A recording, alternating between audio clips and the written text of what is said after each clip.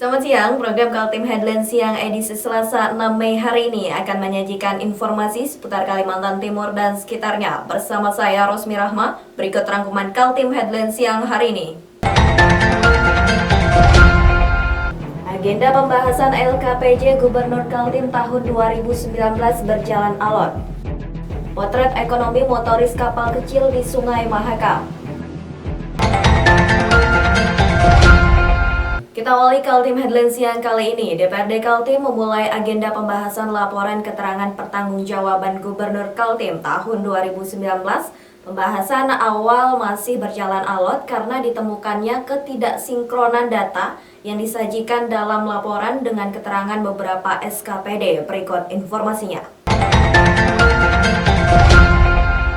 Memasuki bulan Mei 2020 sesuai agenda dari DPRD Kaltim di Karangpaci, Jalan Tuku Umar, Samarinda. Agenda untuk membahas laporan keterangan pertanggungjawaban atau LKPJ Gubernur Kaltim dilaksanakan. Kinerja dari Gubernur bersama SKPD atau Satuan Kerja Perangkat Daerah sepanjang tahun 2019 harus ditutup dengan bersih di DPRD. Dalam suasana COVID-19, para anggota DPRD melakukan rapat virtual dengan para SKPD. Disitulah mulai muncul data-data yang dianggap tidak sinkron antara yang tertera dalam dokumen LKPJ dengan dinas-dinas di Pemprov Kaltim. Kita kan hanya mempelajari daripada LKPJ Gubernur. Masukan-masukan ini kita terima, nanti kita pertanyakan kepada Pak Gubernur ya enggak, memberikan masukan bahwa ini ada begini ya enggak. Sekarang kan ini kan masih kita minta data dari ini masing-masing kepala dinas ya. Nah nanti kita minta data ini kita kompromikan nantinya apakah benar atau tidak, itu saja sebenarnya. Menurut Ketua Pansus LKPJ Gubernur Kaltim, Andi Harahap, masih ada waktu 1 bulan untuk membahas LKPJ eksekutif itu. Setelah meminta data-data dari SKPD yang ada, berikutnya adalah peninjauan lapangan. Apakah pekerjaan yang dilakukan Gubernur dan jajarannya sudah sesuai dengan LKPJ yang disampaikan ke DPRD? Tanggapan lain datang dari Ketua Komisi 3 DPRD Kaltim, Hasanuddin Mas'ud. Dengan gamblang, politisi dari Golkar itu mengatakan bahwa rapat itu sebenarnya berisi pengembalian dokumen LKPJ kepada eksekutif untuk dilengkapi. Kalau ini jelas. Oh iya, Artinya menolak. menolak sebenarnya kami. Kalau yang tadi masih ragu-ragu. Betul. Jadi pada prinsipnya kita minta data itu dilengkapi. Setelah itu baru kita pelajari, baru kita tidak ada hasil. Kalau ini kita dibuta ini. Siap. Nah, Oke. Tim Kaltim TV, Hardin dan Herman melaporkan.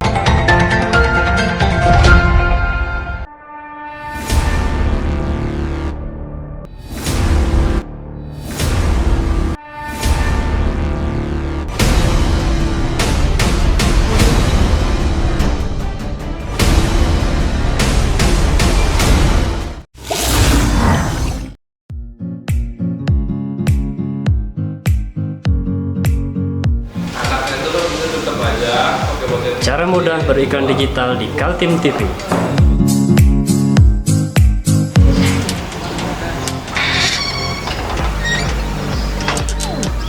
Yang pertama, jadilah sahabat Kaltim TV.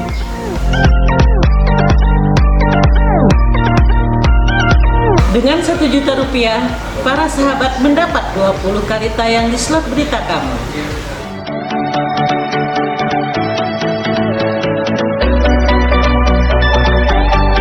Dengan 20 detik dapat menjangkau 20.000 penonton. Anda beruntung karena mendapat kesempatan perdana dari kami. Ayo jadilah sahabat Kaltim TV.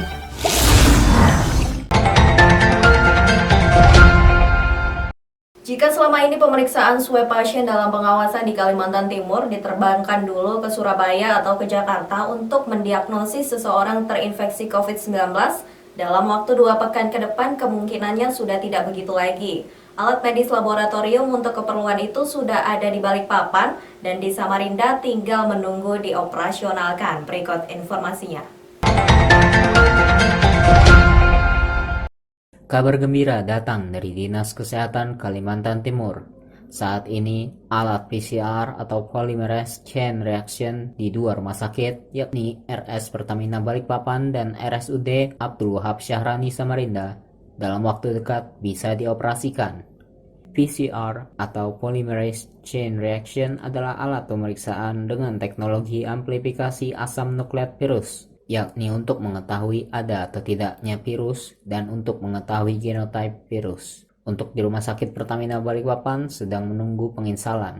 Ada diinformasikan bahwa sudah ada juga PCR di Rumah Sakit Pertamina meskipun belum bisa running operasional karena memang masih ada beberapa tahapan yang juga harus disiapkan, masuk install dari alat itu, kemudian juga ada namanya pemantauan mutu eksternal juga akan dilakukan dari Litbangkes. Nah, untuk memastikan bahwa yang diuji ini memang betul-betul sama standarnya dengan yang sudah ditetapkan. Dan setelah itu kita akan melihat juga kemungkinan-kemungkinannya yang mana lagi yang bisa kita lakukan, dan mudah-mudahan ini bisa segera bisa operasional. Paling tidak kalau sudah janji dari rekan bisa paling lama 2 minggu, kita kemungkinan 2 minggu ke depan sudah bisa melakukan pengujian sendiri PCR itu. Demikian Pak Sat. Sementara untuk PCR di RSUD Abdul Wahab Syahrani juga sudah mulai dilakukan pelatihan untuk tenaga yang akan mengoperasionalkannya. Saat ini yang ditunggu adalah reagen, yaitu bahan yang dipakai dalam reaksi kimia yang biasa dipakai untuk mengetes darah. Reagen sudah selesai pemesanannya dan tinggal menunggu tiba di Samarinda paling lama 2 minggu lagi. Terkait dengan alat pengujian Polymerase Chain Reaction atau PCR yang ada di UAB Syahrani, memang secara teknis pada dasarnya sudah siap untuk dioperasionalkan. Dan memang kemarin janji dari kementerian bahwa termasuk dengan reagen itu akan disiapkan oleh pusat. Tapi perkembangan terakhir ternyata reagen itu harus disediakan oleh daerah. Nah, jadi kami sudah berkomunikasi dan sudah selesai, penawaran juga sudah masuk dan surat pesanan sudah kita sampaikan kepada rekanan yang penyediaan reagen. Kebetulan reagennya sudah datang di Indonesia, di Jakarta, hanya kemarin pusat entah kenapa batal untuk bisa mendistribusikan ke daerah, sehingga daerah diminta untuk melakukan pembelian langsung kepada distributor yang sudah mendatangkan reagen untuk jenis PCR, jenis Abbott. Jadi memang tersendiri reagennya dan dijanjikan maksimal 2 minggu reagen itu sudah ada di Samarinda. Itu janji mereka, maksimal. Nah, kita berharap bisa lebih cepat dari itu. Dengan hadirnya 2 alat laboratorium ini, nantinya hasil swab dari pasien dalam pengawasan di Kalimantan Timur tidak perlu lagi dikirim ke Balai Besar Laboratorium Kesehatan di Surabaya. Selama ini untuk mendapatkan hasil laboratorium diperlukan waktu sampai 2 minggu. Bahkan akibat penerbangan yang di-stop ke Surabaya, sampel-sampel dari Kaltim diperiksa oleh laboratorium di Jakarta. Tim Kaltim TV melaporkan.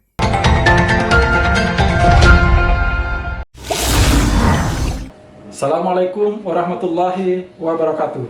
Saya Sutomo Jabir, anggota DPRD Provinsi Kalimantan Timur, fraksi Partai Kebangkitan Bangsa, mengucapkan marhaban ya Ramadan. Semoga ibadah kita dalam bulan suci Ramadan ini dapat meningkatkan kualitas iman dan takwa kita kepada Allah Subhanahu wa taala.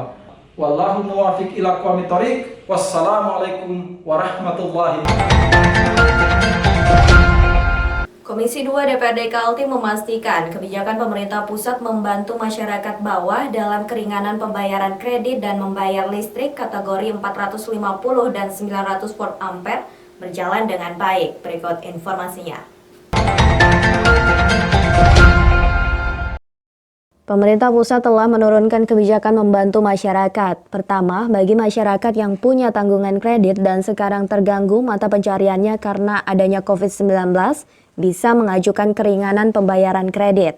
Kedua, mengenai pelanggan PLN 450 dan 900 volt ampere atau VA, kebijakan pemerintah bagi pelanggan 450 ampere dibebaskan dari pembayaran selama 3 bulan, mulai April. Sedangkan bagi pelanggan PLN 900 volt ampere dikenai pemotongan pembayaran sebanyak 50%. Bagaimana realisasi kebijakan nasional itu di Kalimantan Timur? Komisi 2 DPRD Kaltim mengejar realisasi kebijakan itu kepada Biro Ekonomi Sedda Prof Kaltim, pimpinan Otoritas Jasa Keuangan atau OJK dan PLN, Dalam rapat dengar pendapat secara virtual Senin 4 Mei 2020, Ketua Komisi 2 DPRD Kaltim Feridiana Hurakwang memastikan semua kebijakan berjalan dengan lancar. Kebijakan keringanan pembayaran kredit yang disebut relaksasi diakui oleh OJK sudah dilaksanakan perusahaan-perusahaan pemberi kredit yang berhubungan langsung dengan debitur. Dari sekian banyak itu baru direalisasikan sekitar 50%, karena juga terkait masalah verifikasi. Jadi betul-betul yang misalnya debitur yang tidak mampu membayar kredit itu harus betul-betul diverifikasi. Apakah memang karena dia di PHK, karena memang akibat benar-benar dari COVID ini dia tidak bisa secara produktif menghasilkan uang. Nah, seperti mereka leasing kendaraan misalnya, mobil misalnya kan yang tidak bisa lagi melakukan kegiatan menerima penumpang dan sebagainya seperti itu. Atau untuk usaha lain misalnya untuk angkutan tetapi tadinya mereka kena PHK dan sebagainya. Jadi memang dilakukan verifikasi yang cukup ketat dilakukan oleh OJK. Tapi OJK sebagai lembaga pengawasan terhadap lembaga-lembaga keuangan yang melakukannya di lapangan. Sedangkan mengenai kebijakan pembayaran listrik, menurut Feridiana Hurakwang, kebijakan pemerintah juga berjalan otomatis untuk pelanggan 450 volt ampere dan 900 volt ampere. Hanya saja, ramai di media sosial yang mengeluhkan pembayaran pelanggan 900 volt ampere membengkak. Menurut jawaban PLN kepada Komisi 2 DPRD Kaltim, kemungkinan pembengkakan tagihan itu karena adanya perilaku konsumen selama berada di rumah akibat COVID-19. Nah, masalah kenaikan listrik yang sering dikeluhkan oleh masyarakat, bahkan di media juga saya membaca, tadi kita pertanyakan juga, ternyata itu memang karena perilaku dari konsumen sendiri yang selama ini tidak menyadari, sudah hampir 2 bulan berada di rumah dan secara aktif menyalakan listrik di rumah. Jadi AC full 24 jam misalnya di rumah, yang tadi hanya dinyalakan pada saat malam hari setelah pulang kerja, sekarang karena ada di rumah nyala terus. Kemudian televisi juga demikian. Kemudian anak-anak sekolah juga banyak belajar online dari rumah yang menggunakan juga listrik dari rumah yang tadinya dari sekolah. Jadi itu yang mungkin tadi dijelaskan karena keluhan itu sebenarnya karena perilaku dari konsumen sendiri. Tapi untuk lebih jelasnya itu konsumen diminta untuk mengecek langsung ke data, ke meteran-meteran. Tim Kaltim TV, Hardin Heriman melaporkan.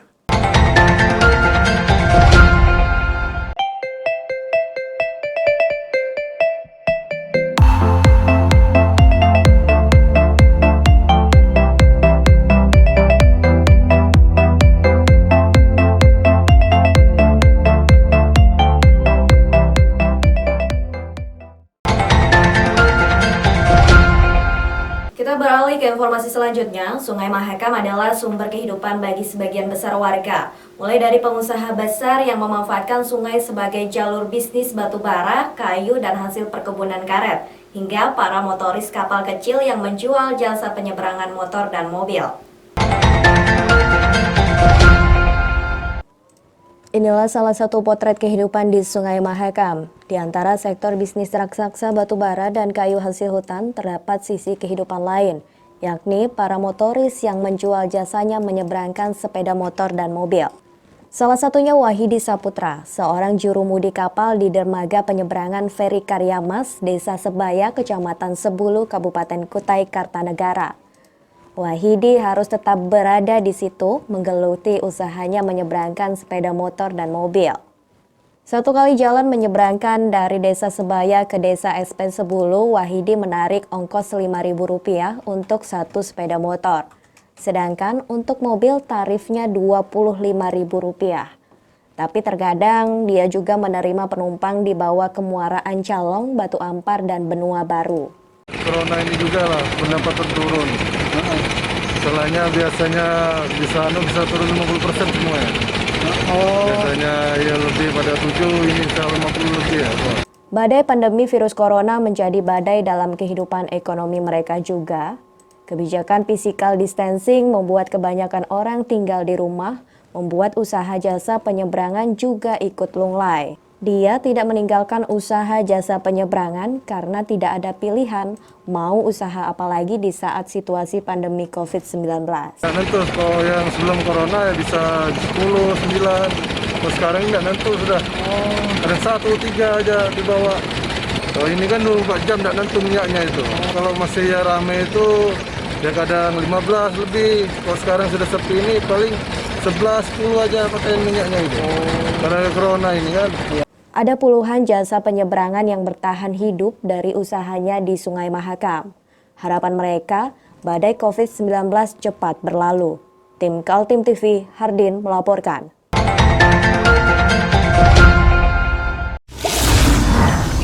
Assalamualaikum warahmatullahi wabarakatuh.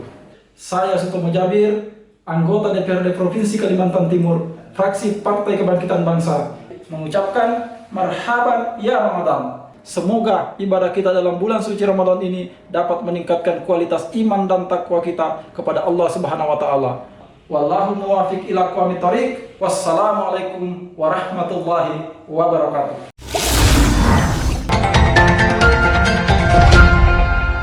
Puluhan sepeda motor terjaring saat balapan liar di kilometer 15 Karangjowang, Balikpapan Utara. Anak motor sempat mencoba kabur masuk hutan untuk menghindari petugas. Beginilah situasi pembubaran balapan liar yang dilakukan oleh Satlantas Polresta Balikpapan di kilometer 15 Karangjowang, Balikpapan Utara pada Minggu 3 Mei 2020 sore. Sejumlah pemilik kendaraan bersembunyi di semak belukar untuk melarikan diri dari kejaran polisi. Sebanyak 34 unit motor akhirnya dibawa ke Mako Polresta Balikpapan menggunakan truk beserta pemiliknya. Sebagian pemilik motor ini masih di bawah umur dan tidak memiliki SIM. Kasat Lantas Polresta Balikpapan Kompol Irawan Setiono mengatakan penggerebekan ini bermula laporan dari masyarakat terkait balapan liar yang kerap dilakukan di kawasan sirkuit non-permanen dan mengganggu masyarakat yang ada di kawasan tersebut. Ya, malam ini kita melaksanakan penindakan di kilometer 15. Bahwasanya kita sudah melaksanakan kegiatan penertiban terkait dengan laporan kebut-kebutan di jalan. Di kilometer 15 ini sudah kita lakukan mapping dan analisa beberapa minggu sebelumnya, bahwasanya laporan lewat media sosial maupun lewat telepon call center daripada Satlantas Polresta Balikpapan itu banyak kegiatan anak-anak di bawah umur yang melakukan kebut-kebutan di jalan raya di wilayah kilometer 15. Sore ini kita melaksanakan penindakan dan bisa terjaring sebanyak 42 sepeda motor ya, yang unit sepeda motor yang terlibat baik itu penonton maupun pemain di wilayah kilometer 15. Ini sudah sangat meresahkan sekali pada masyarakat yang tiap hari melaporkan ke kami bahwasanya tidak hanya di kilometer 15 saja, di wilayah Kota Balikpapan juga ada. Namun kalau misalkan sore memang cukup ramai di wilayah kilometer 15. Itu memang lokasinya jauh dari pantauan ya, jauh dari pantauan. Namun sangat disayangkan sekali apabila nanti terjadi kecelakaan atau perbuatan-perbuatan lainnya yang melanggar hukum atau jangan sampai ada terjadi tawuran dan sebagainya. Kita melakukan seperti ini karena memang situasi masih dalam tahap pandemik. Pandemik COVID-19 ini di mana pemerintah lagi sementara berjuang untuk melakukan penanganan pada pasien-pasien yang terkena COVID. Namun sangat disayangkan adik-adik kita masih ada yang berkeliaran di rumah, berkeliaran di luar rumah, namun tidak melakukan kegiatan-kegiatan positif. Motor yang diamankan ini akan dikenakan sanksi tilang. Selain itu, juga pihak Satlantas akan memberikan surat ke pihak sekolah masing-masing dan orang tua untuk dilakukan pemanggilan. Muhammad Idris melaporkan dari Balikpapan.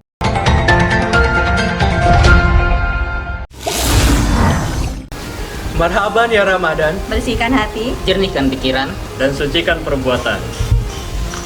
Jangan lupa ikuti anjuran pemerintah untuk tetap di rumah, cuci tangan, dan jaga kesehatan.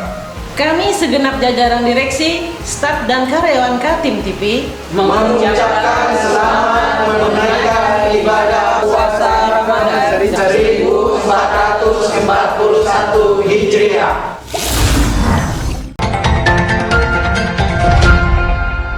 Jumlah pasien terkonfirmasi positif bertambah terus. Hingga hari ini dari update Dinas Kesehatan Kaltim ada 168 orang terpapar virus corona. Jumlah itu terus menunjukkan peningkatan dari hari ke hari. Selasa 5 Mei 2020, bertambah lagi satu pasien positif virus corona di Kalimantan Timur. Kali ini berasal dari Kutai Kartanegara, seorang lelaki berusia 18 tahun dengan kode inisial KKR14. Dia pernah melakukan perjalanan dari Goa, Sulawesi Selatan dan memiliki hasil rapid test reaktif. Anak muda itu kini dirawat di Wisma Atlet Kutai Kartanegara sejak 23 April 2020. Dengan pertambahan satu kasus itu, jumlah total yang terinfeksi COVID-19 menjadi 168 orang. Jika dibandingkan pada 17 April 2020 lalu yang baru 44 orang terkonfirmasi positif, maka kenaikannya sekitar 300%. PLT Kepala Dinas Kesehatan Kaltim, Andi Muhammad Ishak, memberi jawaban mengapa terjadi pelonjakan jumlah pasien positif. Selain mulai adanya kasus-kasus transmisi lokal, yaitu penyebaran dari warga kepada warga yang lainnya, juga yang harus diwaspadai adalah ditemukannya OTG atau orang tanpa gejala yang langsung terkonfirmasi positif. Selain itu juga ada yang berstatus ODP atau orang dalam pemantauan tapi langsung juga terkonfirmasi positif. Yang pertama terkait dengan keberadaan OTG atau orang tanpa gejala. Nah, berdasarkan apa yang sudah kita dapatkan hingga hari ini, ya, itu sudah sebanyak ada 17 kasus ya orang tanpa gejala yang terkonfirmasi positif, dan juga ada 20 kasus ya orang dalam pemantauan itu juga terkonfirmasi positif. Atau secara persentase untuk OTG ada 10% dari total kasus yang ada sekarang, dan ODP ada 20%. Nah, sisanya itu ada sekitar 130 adalah atau 77% merupakan PDP yang terkonfirmasi positif. Kian beragamnya orang yang tertular membuat warga harus meningkatkan kewaspadaan, menghindari kerumunan karena kemungkinan ada orang-orang yang sudah tertular virus tapi tidak menunjukkan gejala apapun atau orang tanpa gejala. Penting bagi kita, sekali lagi kami menyampaikan bahwa untuk senantiasa kita ya, menghindari kerumunan orang dimanapun berada, bagaimanapun kondisinya daerah itu, baik itu zona merah, zona kuning, atau zona hijau istilahnya, itu tetap kita harus senantiasa menghindari kerumunan banyak orang. Karena kita sekarang harus perlu antisipasi dan perlu waspada terhadap kelompok orang-orang yang tanpa gejala ini. Karena ini mereka bisa ada di mana saja. Merasa dia sehat, tidak ada keluhan, sehingga merasa leluasa untuk beraktivitas. Update harian tim gugus tugas penanganan COVID-19 di Kaltim dengan penambahan satu kasus, maka saat ini total jumlah pasien terkonfirmasi positif ada 168 orang. Di antaranya 13 telah dinyatakan sembuh dan 2 meninggal dunia. Tim Kaltim TV melaporkan.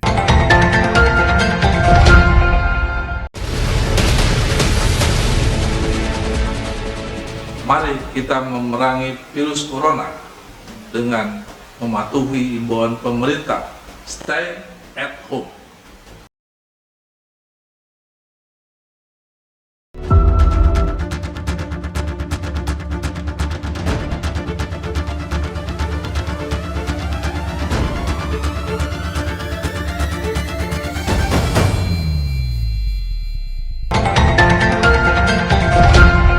Demikian Kaltim Headline siang kali ini. Informasi lainnya dapat Anda simak melalui channel YouTube dan fanpage Facebook Kaltim TV. Saya Rosmi Rahma bersama kerabat kerja yang bertugas pamit undur diri. Kaltim TV, siaran kemajuan.